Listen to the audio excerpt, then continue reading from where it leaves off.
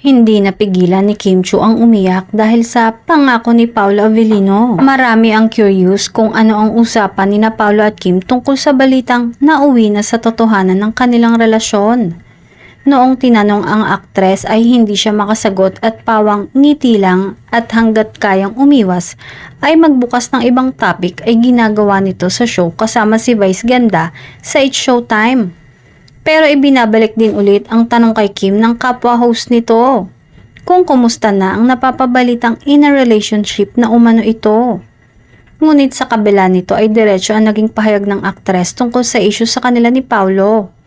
Sagot lang nito, hindi po ba dapat hindi babae ang sasagot, 'di ba? Hindi naman napigilan ni Kim na maging emosyonal nang sabihin ng aktres na may dahilan umano ang lahat na sila lang ni Paolo ang nagkakaunawaan tungkol sa bagay na yon. Malaki yung tiwala niya sa akin at ganon din naman ako sa kanya. Kumbaga, meron kasi kaming pangako sa isa't isa na sa amin na lang yon. Inamin din ng aktres na excited na siya sa proyekto kasama ang aktor.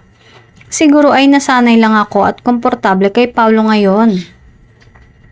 Big thing kasi sa akin yung co-actor na kailangan komportable ako. Kasi hindi mo madadaya yung connection. Nangako din daw ang aktor na nakaalalay ito sa kanya sa mga proyekto na tatanggapin at gagawin niya.